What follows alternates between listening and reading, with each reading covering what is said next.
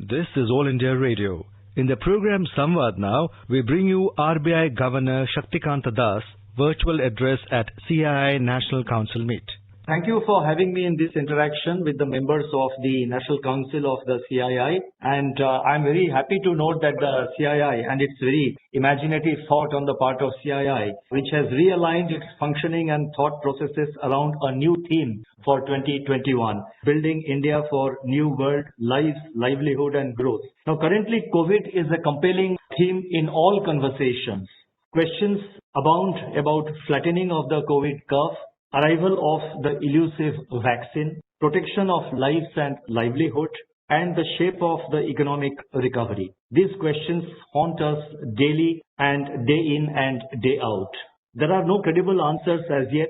The only thing that is certain for now is that we must fight on relentlessly against this invisible enemy and eventually win. Today I thought I should move away from this preoccupation with the uncertain present and reflect on some dynamic shifts that are underway in the Indian economy. They may escape our attention in this all-consuming engrossment with the pandemic, but they could be nurturing the potential to repair, to rebuild, and to renew our tryst with developmental aspirations.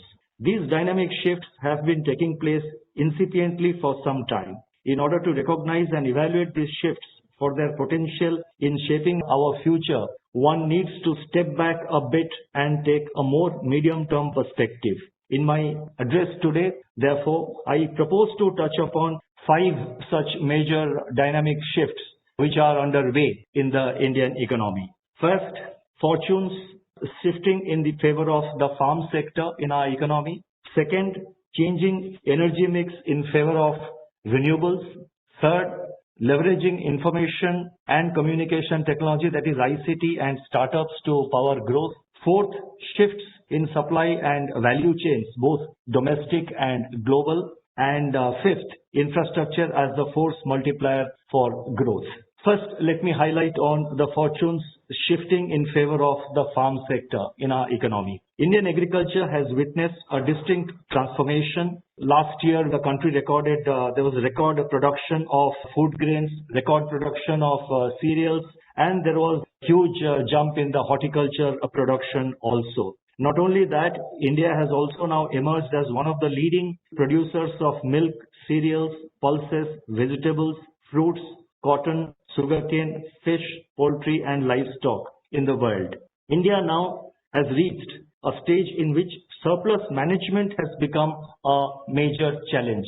It's not it's no more a question of having self-sufficiency. It's not a question of having enough production to meet the requirements of 1.3 billion people. But I think the major challenge today is surplus management of agricultural produce.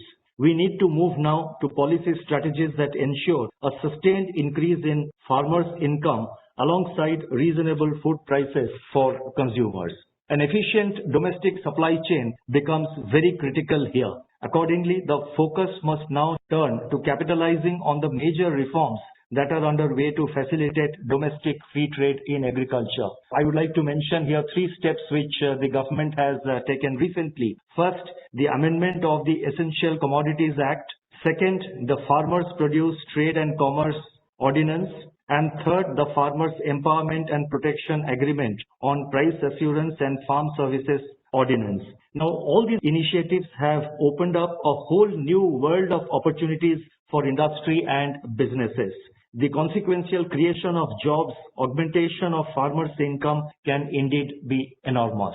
The second aspect I wanted to highlight is the changing pattern of energy production in favor of renewables. Now, a similar opportunity space now exists in the energy sector also for industry and business, and this is especially in the area of renewables.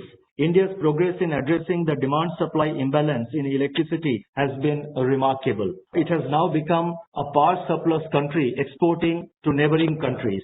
What is particularly striking is the role of renewable energy. The share of renewable energy in overall installed capacity has doubled to 23.4% at the end of March 2020 from 11.8% at the end of March 2015. Now, A major factor driving this shift in energy mix has been the steep fall in generation cost of renewable energy. As a result, renewable power generation technologies have become least cost option for new capacity creation in almost all parts of the world. The weighted average cost of addition to renewable capacity in India was one of the lowest in the world in 2019. Now, this has started exerting significant downward pressures on spot prices also for electricity. Going forward, this landmark progress could result in a significant overhaul of power sector encompassing deregulation, decentralization, and efficient price discovery. Policy interventions in the form of renewable purchase obligations for DISCOMs, accelerated depreciation benefits and fiscal incentives such as viability gap funding and interest rate subvention will have to go through a rethink. Reforming retail distribution of electricity is also a compelling necessity. The objective should be to end the cross-subsidization by industry for other sectors and closing the gap between the average cost of supply and the average revenue realized. And they would require focused attention from all authorities concerned. A nationwide grid integration can take supply from renewable sources as and when generated, and that is something which is also necessary. Now, these dynamic shifts in renewables could help increase India's per capita electricity consumption, currently among the lowest in the world. Here too, Indian industry has a very crucial role to play. The third area which I want to highlight today is leveraging information and communication technology, ICT, and startups to power growth. ICT has been an engine of India's economic progress for more than 2 decades now. Last year, ICT industry accounted for about 8% of country's GDP and was the largest private sector job creator across both urban and rural areas.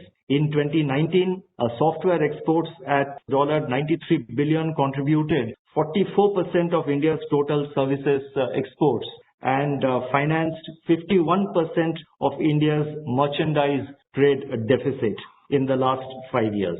These headline numbers, however, understate the contribution of the sector to the economy. IT has revolutionized work processes across sectors and has generated productivity gains all around. The ICT revolution has placed India on the global map as a competent, reliable and low-cost supplier of knowledge-based solutions. Indian IT firms are now at the forefront in developing applications using artificial intelligence, machine learning, robotics and blockchain technology. This has also helped to strengthen India's position as an innovation hub, with several startups attaining unicorn status. The Startup India campaign also recognizes the potential of young entrepreneurs of the country and aims at providing them a conducive ecosystem. A significant proportion of startups in India are now serving small and medium businesses and low and medium income groups. COVID has impacted the outlook for startups, particularly with regard to availability of funding due to the generalized atmosphere of risk aversion.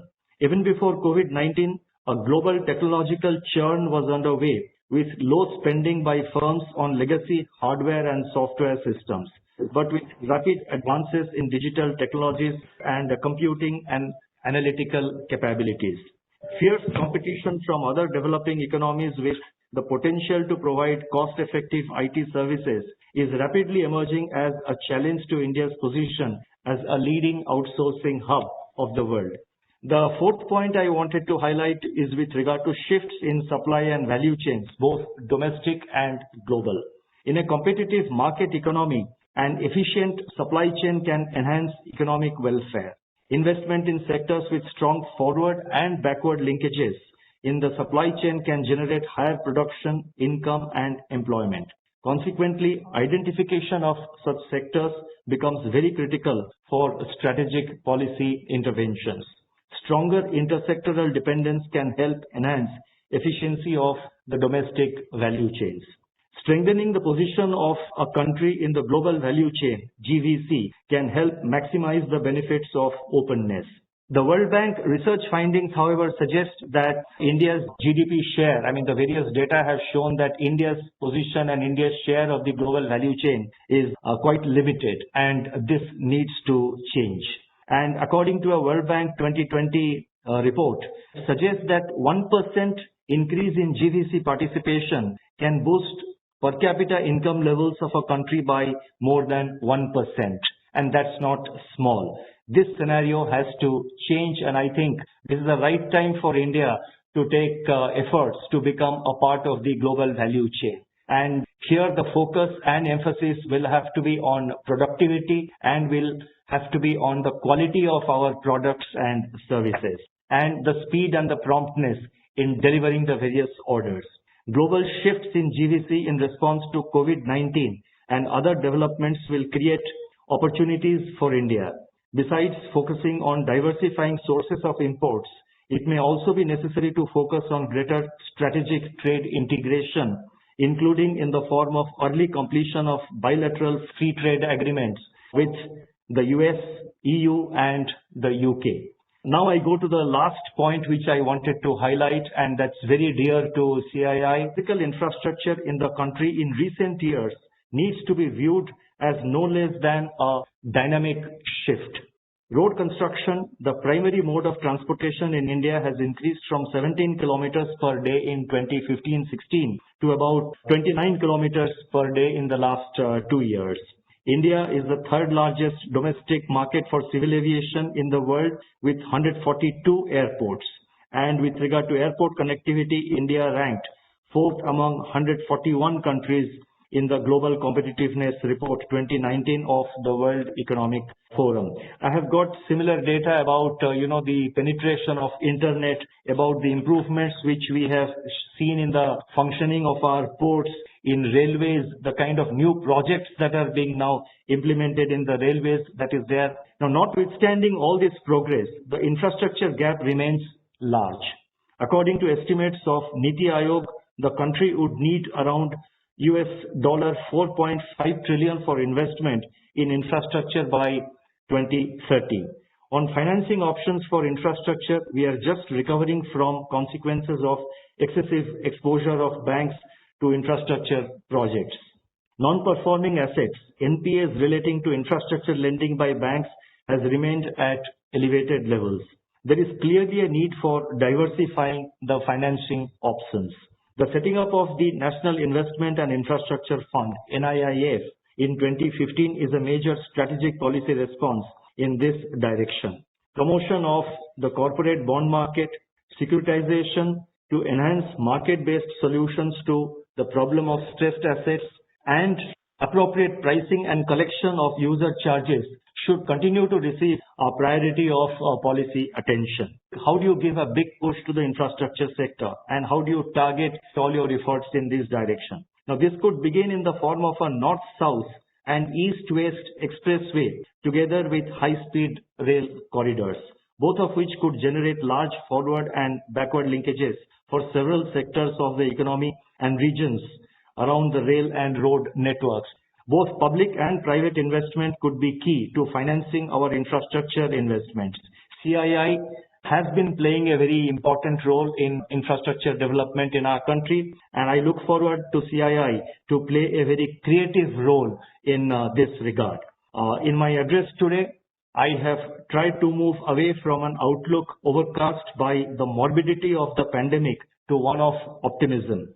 These dynamic shifts, which I have highlighted in our economy, need to be converted into structural transformations which yield sizable benefits for our economy and help to position India as a leader in the League of Nations. Indian industry will have the pivotal role in what could be a silent revolution, and the CII be its spearhead.